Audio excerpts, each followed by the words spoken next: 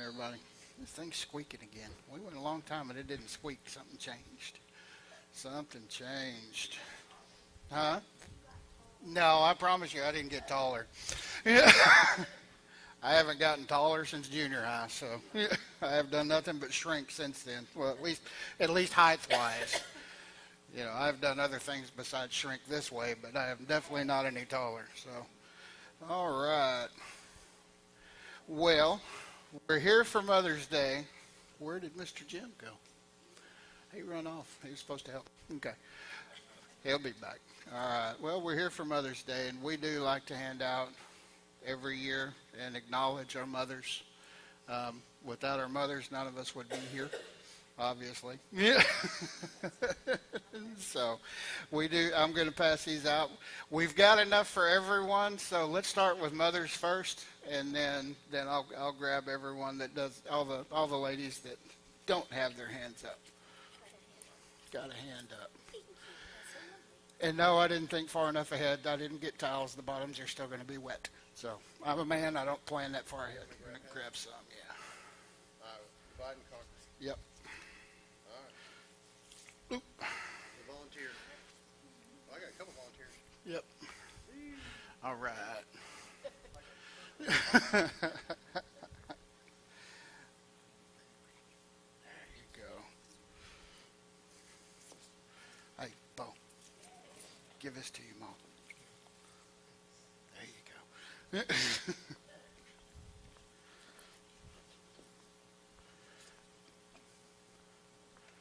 All right. You are welcome.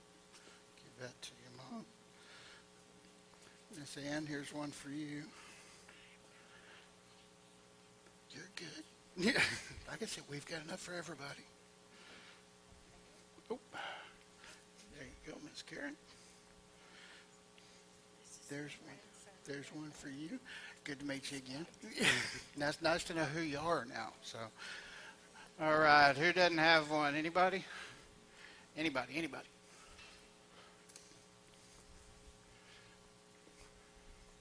Okay. Well, that went quicker than I thought. Divide and conquer. It took me probably 15 minutes last year. So, of course, I'm slow. All right. We are here to celebrate the gift of mothers. I think sometimes we take for granted some of the things our mothers do. I know I did when I was growing up. Looking back on it, the little things that she did for me that I didn't pay any attention to, it's like, the clothes hamper was magic. You just throw dirty clothes in there, and next thing you know, they magically find their way to your closet. So, yeah, and they're clean. Yeah, they weren't just dirty hung back up in the closet. They were actually clean. So, we had magic closets. We had magic hampers.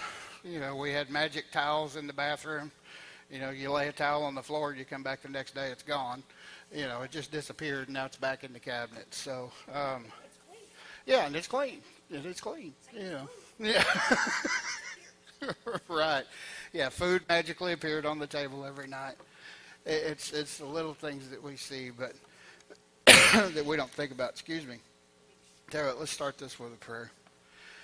Heavenly Father, I want to thank you for blessing me with the opportunity to get up here and speak your word this morning. Father, I pray that you remove me out of this.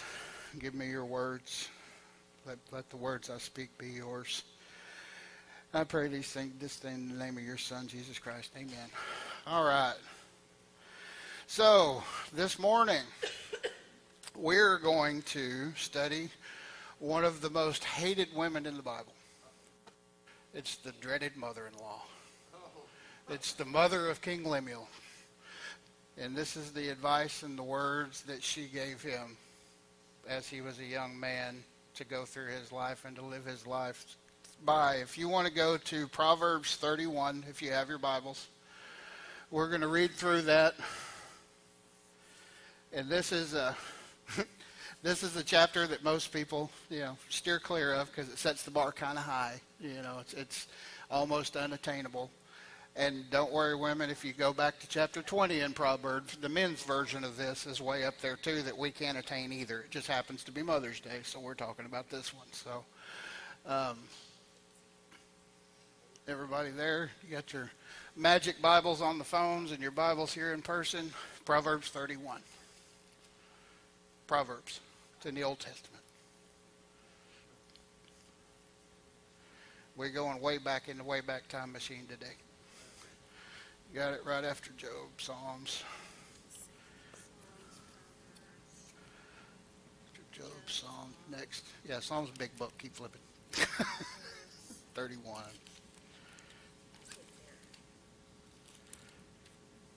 All right. See, there's Mama in action. Mama taking care of things.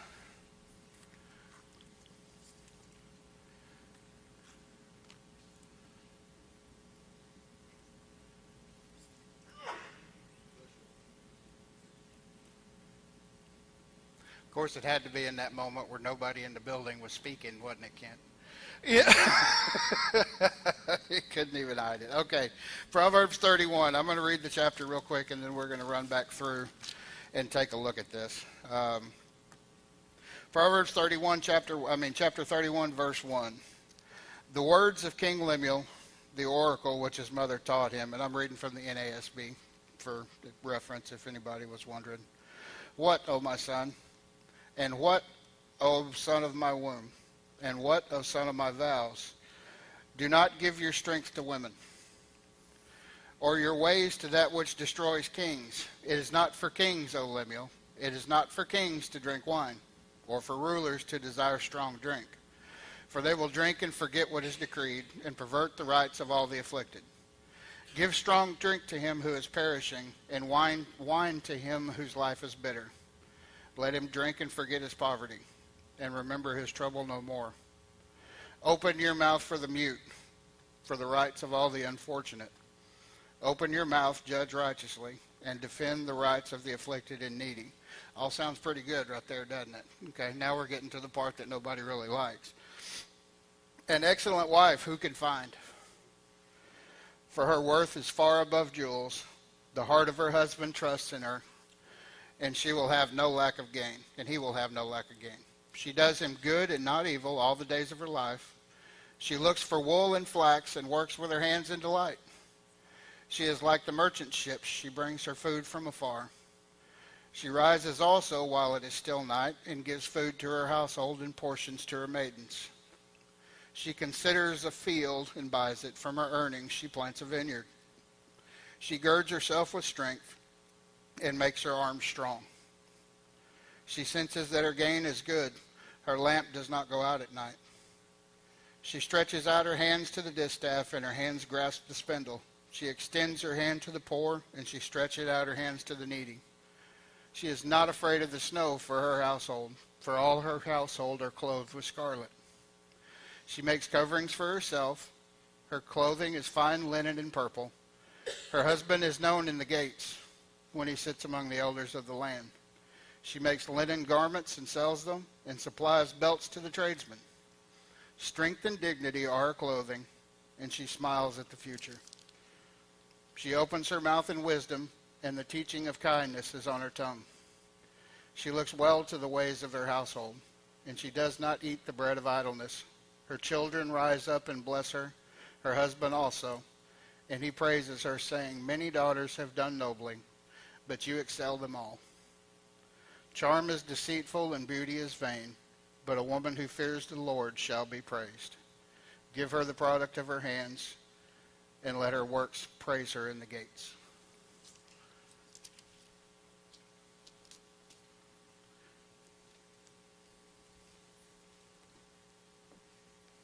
Okay, I can talk now. Every time I read that, I get choked up. But, okay. Proverbs 31 was written by King Lemuel. We really don't know a whole lot about King Lemuel other than this verse. It's been proposed that it's King Solomon, but most recent people are rejecting that, but it's still a possibility. So if it is King Solomon, that means it's Bathsheba that's speaking. But ultimately we don't know anything about Lemuel. But this is him passing on the teachings that his mother gave to him when he was in his youth, as he was growing up, preparing to be a king. The do not give your strength to women. Good grief, I heard this one a lot when I was a kid. Yeah, when I was a teenager. Oh my goodness. I wrote down some of my favorite ones that I've heard from my mom. So we'll get, the first one was, boy, you better stay away from her. I don't know how many times I heard that one. So that one came out quite regular. She's going to get you in trouble. If you want your life to stay somewhat sane, steer clear of her. My mom was raised in a little small town named Rice, Texas. Had about, 100 people in it when she was raised there. So she didn't pull any punches. She didn't cut any slack. Everything was straight to the point. And my all-time favorite, have you lost your mind? Yeah. I heard that one several times. So we're just going to get through this first part, but that was just some of the things that I know I gave my mom fits when I was a kid. So, because I didn't listen to nobody. Lori can tell you now how well I listen. I do take credit for probably 90% of her gray hair. As sure most of the men in this room probably take credit for 90% of the gray hair their moms had. So, and if you go on down to Proverbs 31:8, there's some very good advice. Open your mouth for the people who cannot speak for the rights of, and who cannot speak for the rights of all the unfortunate. She's shaping his character, isn't he? As a mother, she's shaping what kind of king he's going to be moving forward. As he goes through his life, and as he takes that role of ruling, she's reminding him to not forget the people who can't help themselves. And as mothers, I'm sure you've all done that for your children as well, and taught them well not to forget anyone. No matter how high you go, no matter how far you go, don't forget the people that got you there. Don't forget the people that weren't as fortunate as you, didn't have the advantages that you had. Don't forget about them. They're still there. Reach back and help someone else. Because if you're standing here, just as a Christian, we should be reaching back, pulling somebody else up with us. I don't remember what I did here after this. I'm probably going to abandon this slideshow because I tried something different this week, and I don't have full confidence that it's going to work. So, and I'm really being led to just go back here and go back through this verse by verse instead of what I did. So that is probably what we're going to do. And if I happen to remember which verse I have a slide for, I'll play it, or I'll show it. An excellent wife who can find, for her worth is far above jewels. Even right here in verse 10. Who can find one? Where are they? She's saying there's not many. This is setting a very, very, very high standard. It's setting a standard that's almost unattainable. And like I said, it's Mother's Day, so that's why we're focusing on this one. Go back to chapter 20 if you want to see the men's standard that's almost unattainable. It's in there too. So,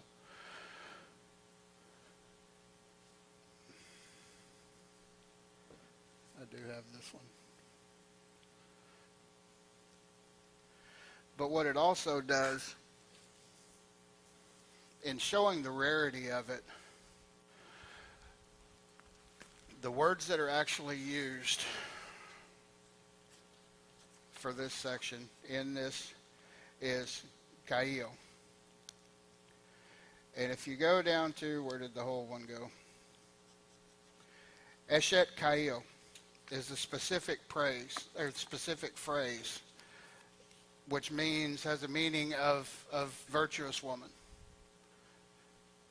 That specific phrasing only appears one other time in the Bible.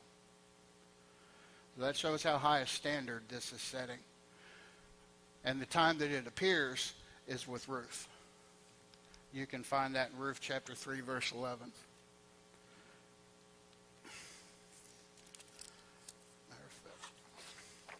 Matter of fact, I've got it written down here. Let's go ahead and read it. Like I said, I'm pivoting a little bit on this. So now, my daughter, do not fear. I will do for you whatever you say, for all my people in the city know that you are a woman of excellence. That's how the translation comes out in that one. It's still the same base words, so but based on context, the translators over the course of the years has chosen to translate that one excellence. And that's the standard that's being set here and the standard that's being laid out of the ideal woman here in Proverbs and the ideal mother here in Proverbs. The heart of her husband trusts in her, and he will have no lack of gain. Ladies, you have no idea, from a man's standpoint, how comforting it is to where you get up, you go to work, and you're gone. And my case, I'll say this from my perspective. I mean, I'll travel 2-3 days a week, and there's been times in my life I've been gone all week, and been times in my life I've been gone for a couple of weeks, and there's times in my life I've worked 7 days a week, 12 hours a day for 3 months straight. You have no idea how comforting it is to know that you can go do that as a man, provide for your family, and everything's going to be taken care of, and you have nothing to worry about. You have no idea how much of a value that is to us as men. Just knowing. Because I've had it both ways. I've had it both ways. I've had it where I've worked 7 days a week, 12 hours a day, and come home to an empty bank account. And I've had it where I've worked 7 days a week, 12 hours a day, and I come home.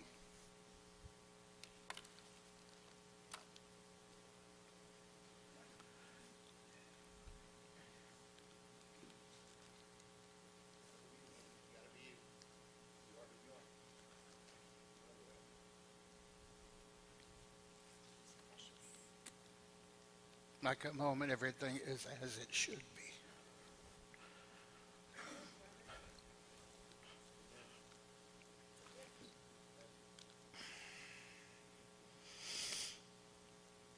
She does him good and not evil all the days of her life. She looks for wool and flax and works with her hands in delight.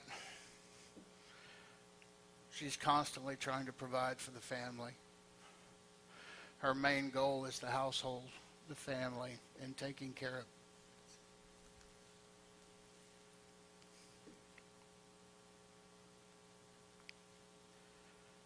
She is like merchant ships. She brings food from afar. When this was written, they didn't have Walmart down the street. They didn't have H-E-B. They dadgum sure didn't have Instacart. Yeah.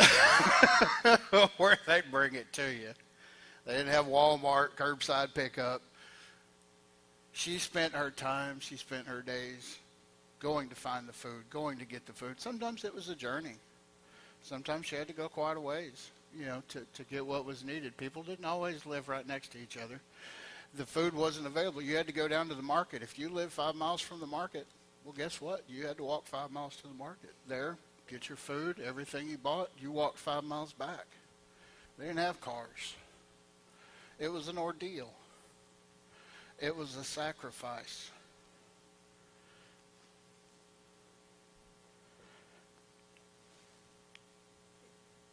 I don't remember what I had.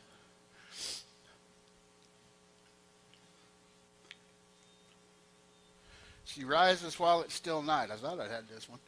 Okay. She rises also while it is still night and gives food to her household. She gets up before everybody else and makes sure everyone else is taken care of, and portions to her maidens. And think, we're not talking about, and she wasn't talking about, the little small country wife. She was talking about a queen. Talking about somebody that we would expect that from nowadays, that was raised with small town values and conservative values and things like that, which is, you still see that now. She was talking about someone who is going to be a queen. And she is going to be responsible for people. The first thing she did in the morning was get up and take care of everyone else. Like I said, I lived in a magical house. Every Sunday morning I got up and breakfast just poof, it was on the table. So I didn't know where it came from. I didn't care. I just sat down and eat. I'm a big boy. I'm growing. I need food. Every Saturday morning. It wasn't a bowl of cereal. It was bacon and eggs. It was me being taken care of. Like I said, my mom was raised in a little small town. On a farm, sharecropping. That's how she was raised. And that's how she took care of her family. That's what she knew. And this is what she's describing. I'm not saying my mom was all these. I promise you she wasn't. Because, afterwards I can tell you some stories, but I'm not going to mention them up here. But, these things, this was her. This was my mom.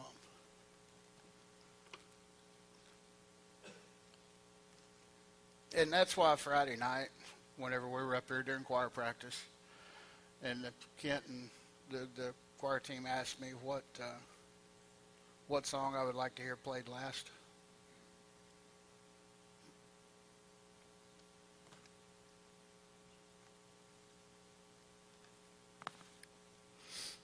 That's why I chose the one I chose, because every one of us has,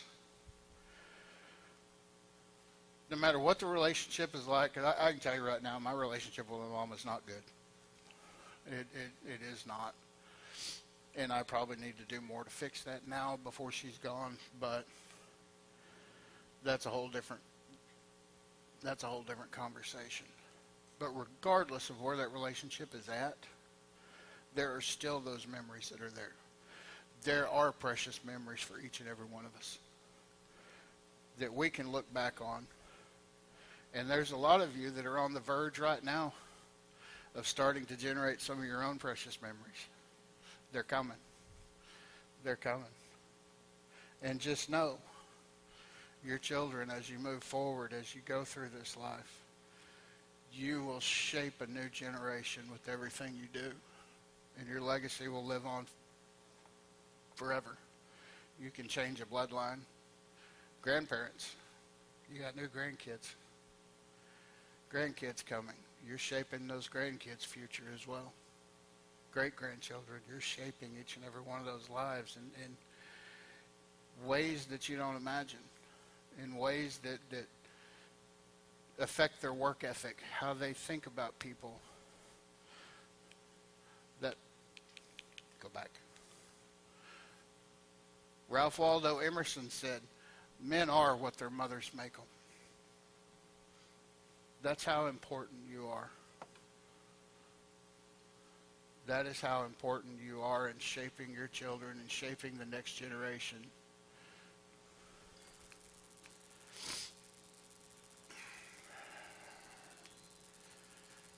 Her priorities, meeting the needs of her family. Why did that all of a sudden start again? Okay, now it's not working at all, is it? No, okay, it's working again. All right. Well, see, that's not good because I can't see that far. I don't have my glasses on. Her priority is meeting the needs of her family. And her service is quiet, but foundational to the home. That entire home is built on the actions of the mother. It centers on the mother. Everything at home, because you figure the father's gone. Even back then, the mother was in the household. The mother was in the house. Father's out in fields. Father's out working. We have, as fathers, we have limited time to spend with our children, unfortunately, because most of us don't work at home. And if you're fortunate enough to be a stay-at-home mom, which most were back then when this was written, you shape your children's lives. And even if you're not a stay-at-home mom, you still have that same impact. When a kid falls down, how often do they scream, Dad? Yeah. They don't scream, Dad. They scream, Mom, Mom. Because my son knew to me, whenever he fell down and scuffed his knee, he'd come running to me, hollering, and I'd look at him and said, is it bleeding? He said, nope. I said, is it broke? I said, nope. I said, then get back outside. Not a lot of sympathy. Men don't have quite as much sympathy as the moms do. The first thing that they want when they hurt themselves, the first thing that they want when they're hurting is their moms, because that's the value you have in these children's lives, in your children's lives, and a lot of times, honestly, friends of their children's lives. I don't know how many moms I had growing up. Oh my gosh.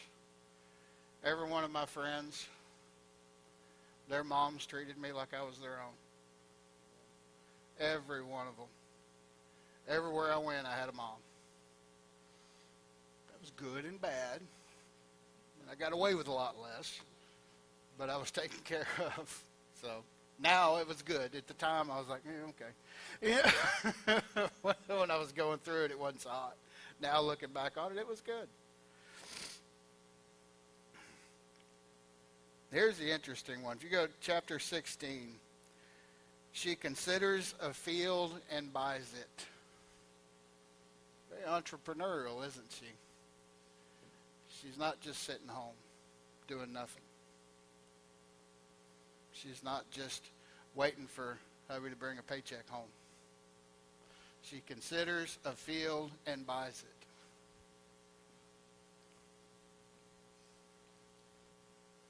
This highlights a woman's wisdom and discernment in matters of money and practical matters. I know came from buying a field and a boat.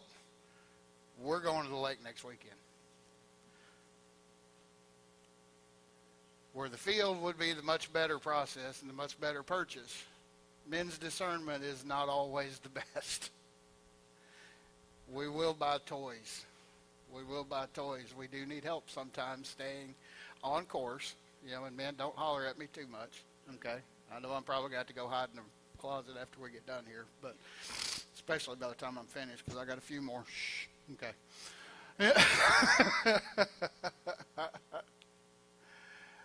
She takes initiative and invests with foresight, not impulsiveness. The impulsiveness, that's where the boat comes in. Where she's looking ahead at foresight. She's looking ahead at what are we going to need here 6 months from now, a year from now. If we take this money right now, and the next verse says from her earnings, she plants a vineyard after she buys that field. Her earnings, what's her earnings? She's been collecting the wool, and she's been spinning wool, and she's been making linens. She's been doing these things.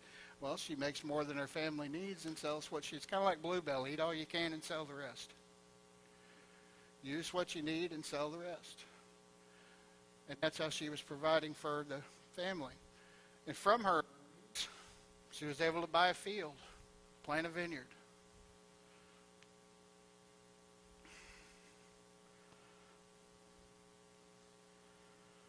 She girds herself with strength and makes her arms strong. Now, this does not mean she went to Planet Fitness. She didn't go to the gym. It means the work that she did around the house made her a very strong woman. She was able to take care. She was able to take care of the home, but it was because that was the norm. That was what she did every day. She could handle the problems when they arose. She could pick up the kids. She could make sure the kids were taken care of without snatching all their hair out. So I got a little bald spot back here still from when I was a kid, but it still hadn't grown back.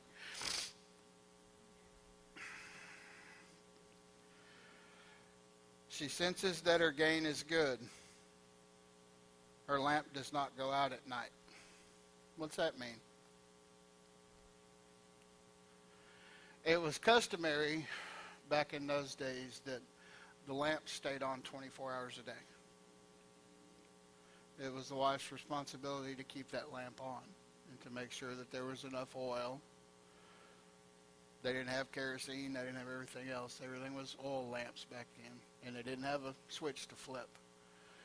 But it was her responsibility to make sure that that lamp didn't go out. Last thing she did before she went to bed was top off the lamp. First thing she did in the morning when she woke up was top off the lamp. And that was her responsibility, to keep the lights on. Make sure everybody knew what was going on. That's what that verse means. It's just, she knew what she was doing. She was taking care of what needed to be taken care of in that household, as most of our mothers did, as was their focus. She senses that her gain is good.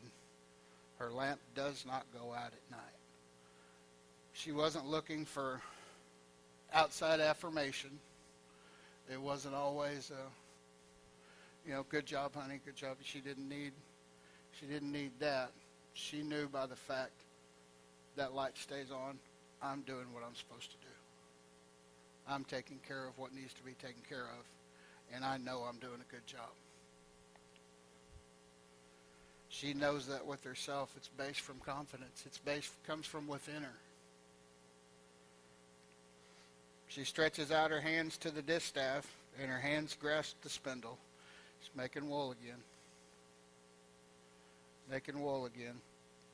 She extends her hand to the poor, and she stretches out her hands to the needy. She helps when help is needed. She recognizes when people don't have as much or enough or anything, and extends that hand out and helps. Extends that hand out to those that need, that can't do for themselves. It's not always take. It's give.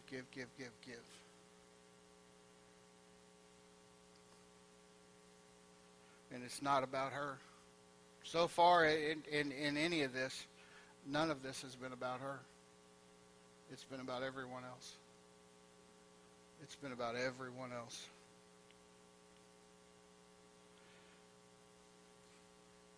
She is not afraid of the snow for her household, for all her household are clothed in scarlet.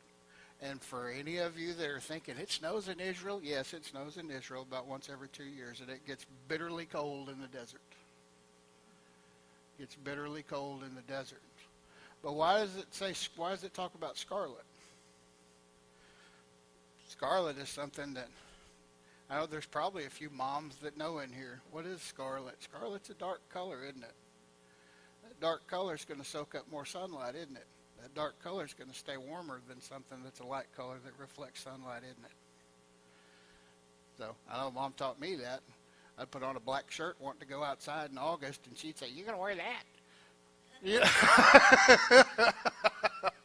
So, I'm like, well, yeah, why? And she told me, well, it's black, and you're going to be hot.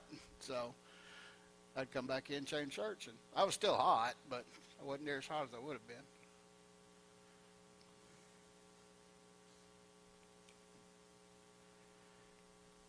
Okay, I'm fixing to get in trouble on this one again. She makes coverings for herself. Her clothing is fine linen and purple. She did make her own clothes, which means she's conservative and thrifty, to use a modern word. She doesn't want to spend, but it also says it's fine linen and purple. What's purple represent? Royalty, excellence, fine linen. How does that apply to today? Guys, don't holler at me. That means not everything needs to come off of Amazon. Sometimes it's okay to drive past Walmart and go down there to that nice store and buy something nice. It's okay. It's the way it's supposed to be. Guys, your wives are supposed to be taken care of. Not that I don't think any of you here are not doing that. But they need something nice. I holler at this one over here all the time. I don't know how many things I've gone down there to South Texas Tack for birthdays or whatever else and bought something, and the first thing she asked me is how much did it cost. The next thing I know, 2 weeks later, she's handing me a receipt back from where she took it back. Quit. Yeah. Right. Yeah.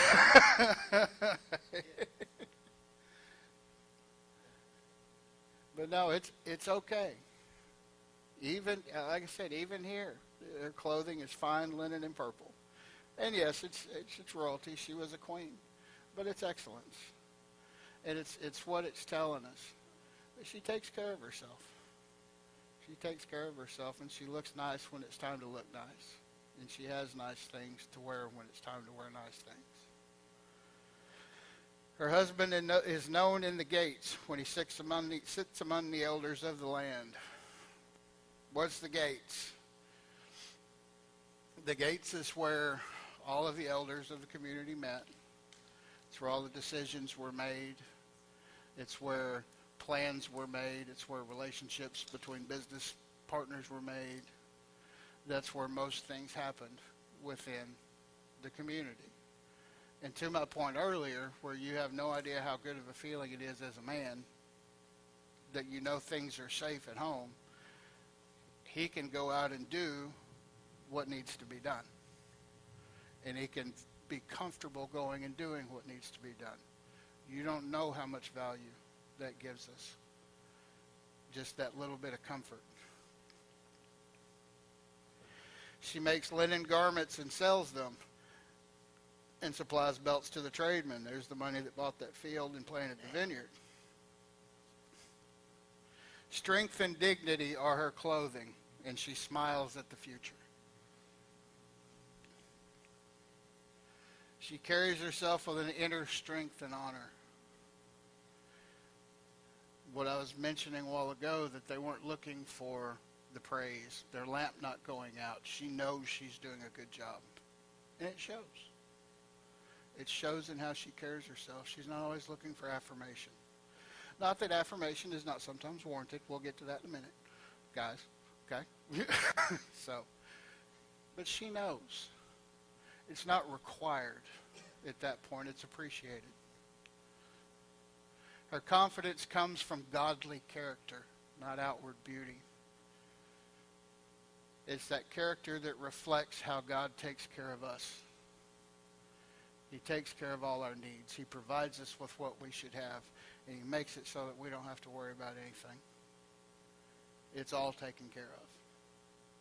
God's got this, if we just allow it. And that's where her confidence comes from, is the character of God displayed through her, displayed through her actions.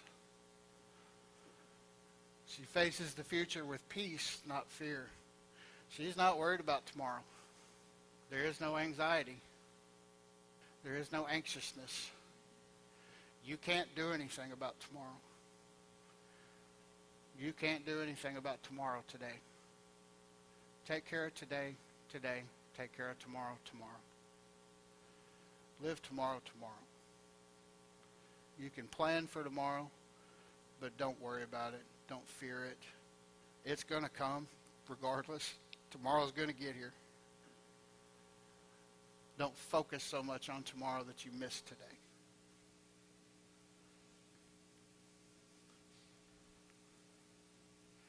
She opens her mouth in wisdom, and the teaching of kindness is on her tongue. She looks well to the ways of her household and does not eat the bread of idleness. What do we keep seeing here? What keeps showing up? She's taking care of her house. She's taking care of her house. She's taking care of her house. That means different things for different people. We're in different times. It's not the way it was back then. We have to work. Most families now are two-income families. Most jobs are required just to get by, and honestly, within the last year, just to put food on the table for a lot of folks out there. So things look differently, but the motivation for that job, the motivation for what's going on, ultimately it's to take care of the household. It's not to buy that new car that so-and-so's gotten that they were talking about, and the latest this and the latest that. It's take care of the family. Take care of the family first. That's our priority. That's living in displaying the character of God.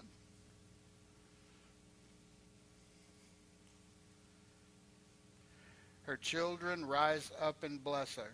Bless her, guys. Her husband also, and he praises her, saying, many daughters have done nobly, but you excel them all.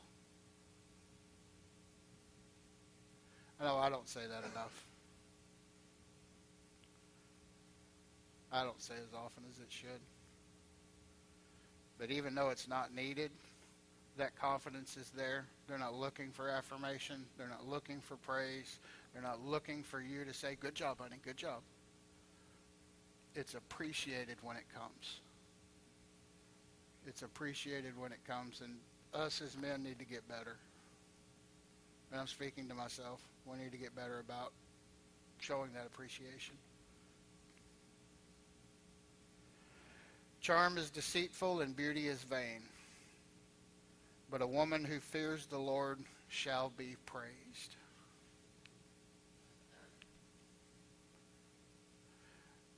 Her love and sacrifice are in lasting respect from her family.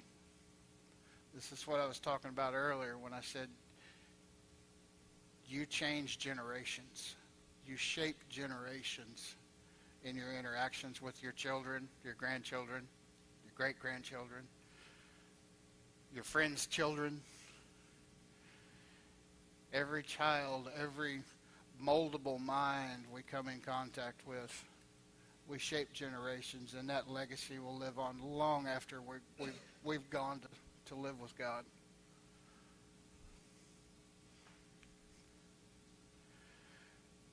Her children recognize her value through their words and actions. Sometimes not till they're about 25. Is usually when that appreciation starts popping up, but your children do recognize, especially when they're younger. Especially when they're young. Those teenage years, we're gonna ignore the teenage years for most kids. I know I was a turd. Most of my friends were. The last thing I wanted was to be told what I wanted to do, what to do. So,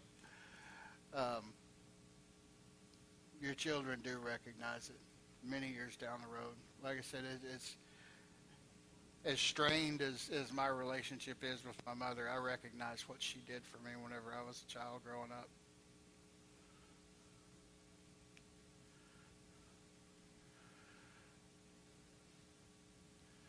Her husband publicly honors her for who she is and what she does. And this leads to the next verse.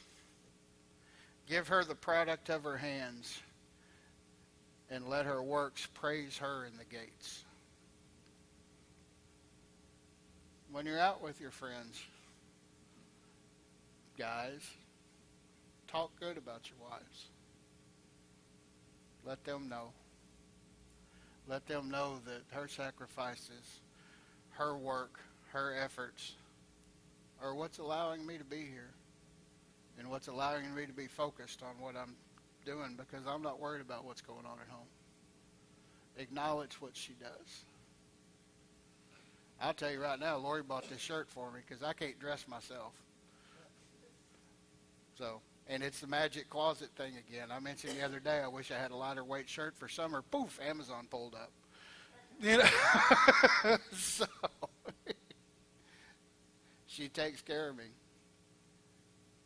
She takes care of the things that I need. And I've said things just offhand before. You know, wonder about this. And next thing I know, she's done looked it up on the phone and told me what it was. When I really didn't care to begin with, but she's trying to help. She's trying to help. And yes, I know I'm picking on you. Go ahead, step back around the corner so nobody can see you. She's back there hiding now because I'm embarrassing her. So,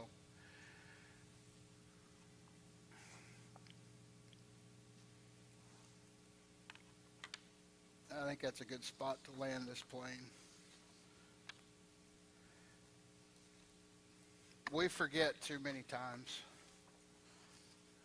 And like we were talking about in Bible study this morning with Bo, every day's Mother's Day. We just do it once a year. Every day is Mother's Day. Because without the mothers in our lives, we couldn't do the things we do. We couldn't be the people we are. Just like Ralph Waldo Emerson said, men are who their mothers made them.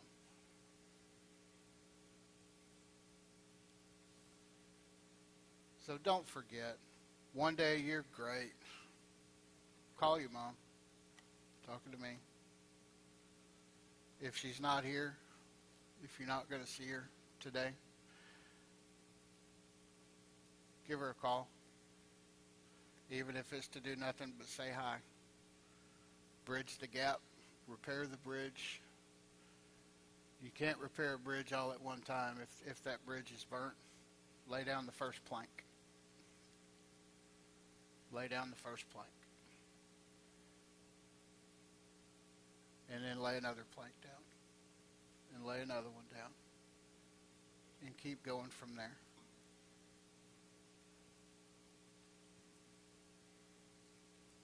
So, thank everybody for coming this morning.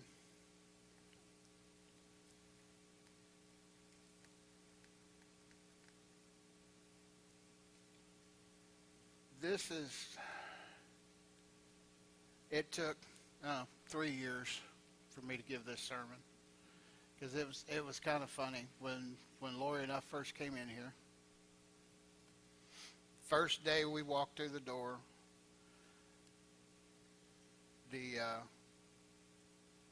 I was asked to preach on one Sunday. It turned out that Sunday was Mother's Day. And I can promise you 3 years ago I wasn't ready. Don't know that I still am.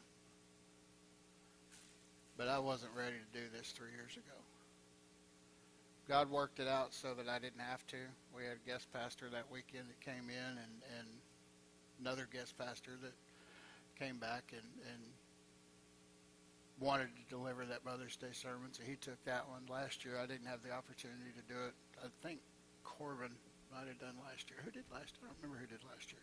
Doesn't matter. But I was talking to Lori about this, and it was funny because Corbin worked out the schedule on this, a couple months ago. I didn't realize it was Mother's Day. I didn't realize anything about it. All of a sudden, I wasn't even thinking, shoot, a week and a half ago, I wasn't thinking. Jim's like, so what you preaching on? I was like, I don't know. He's like, well, it's Mother's Day. I was like, it is? So I hadn't even looked at the calendar, so I didn't even know it was Mother's Day. So, well, I guess that's what I'm preaching on. So, but through all this, and through going through this, God's example, God's example for mothers is a true reflection of Jesus and the love that Jesus shows for us. Everything he did is for us. He paid a price that no one else could pay. He made a way that no one else could make. We just need to remember that as we have our dealings with our moms, as we have our dealings with each other, and we have our dealings with other people's mothers. We don't know who's going through what. We don't know who's dealing with what. And as Christians, we should be showing compassion. We should be interacting in love. We should be interacting in a way that lifts people up. So if